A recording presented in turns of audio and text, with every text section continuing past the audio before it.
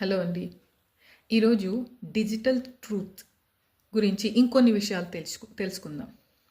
Last వీడియోలో ఎలాగైతే కొన్ని విషయాల గురించి నేను మీకు చెప్పాను కదా, అలాగే ఈరోజు ఇంకొన్ని విషయాలు.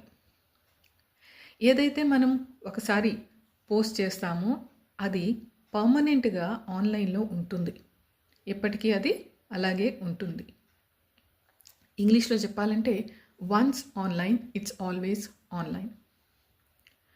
సో మనం ఏది పోస్ట్ చేస్తున్నాము, ఎందుకు పోస్ట్ చేస్తున్నాము అనేది 10 సార్లు ఆలోచించి తర్వాత పోస్ట్ చేద్దాం.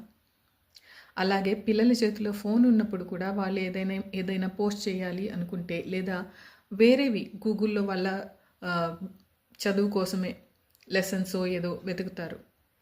అలాంటివి వెతికినప్పుడు అవి పర్మనెంట్లీ అక్కడే ఉంటాయన్నమాట. ఎప్పుడైతే మీరు ఫోన్ ఓపెన్ చేస్తారో, ల్యాప్టాప్ ఓపెన్ చేస్తారో అది మీకు గూగుల్లో చూపిస్తుంది. మళ్ళీ మీరు ఎప్పుడైతే అవి దాని గురించి వెతకడానికి చూసినప్పుడు, సో అది అక్కడ పర్మనెంట్గా రికార్డ్ అవుతుందన్నమాట.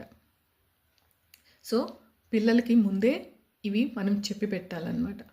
మనకు అవగాహన లేకుంటే ముందు మనం నేర్చుకొని వాళ్ళకు కూడా ఈ విషయాలు చెప్దాం. మనం రోజు వింటూనే ఉంటాం సైబర్ క్రైమ్స్ అని, సైబర్ సెక్యూరిటీలో చాలా తప్పులు జరుగుతున్నాయి అని చెప్పేసి. ఇంకా ఆన్లైన్లో ఎవరైతే మాట్లాడుతున్నారో మనకు తెలియదు, వాళ్ళు మనకు కనిపించరు కాబట్టి. సో అటువంటి వాళ్ళ నుంచి కూడా మనం మన పిల్లల్ని కాపాడవలసిన పరిస్థితి ఉంది. ఎలాగైతే మనం ఆఫ్లైన్లో అంటే ఎవరైతే కొత్త వాళ్ళు కనిపిస్తే మాట్లాడకండి అలా చెప్తామో, ఇక్కడ కూడా అటువంటి వాళ్ళు ఉంటారు అనేది వాళ్ళకి చెప్పాలి. ఇంకా మనం కొన్ని సెట్టింగ్స్ అంటే పిల్లలు చూడకుండా ఆపటానికి కొన్ని యాప్స్ ఉంటాయి, సెట్టింగ్స్ ఉంటాయి, అవి ఆన్ చేసి పెట్టుకుందాం. పిల్లలు చూడకుండా ఉండటానికి అవి మనం యూస్ చేయొచ్చు. సో ఏదైనా పోస్ట్ చేసే ముందు 10 సార్లు ఆలోచించి జాగ్రత్తగా మీ సోషల్ మీడియాని మనం ఉపయోగించుకుందాం.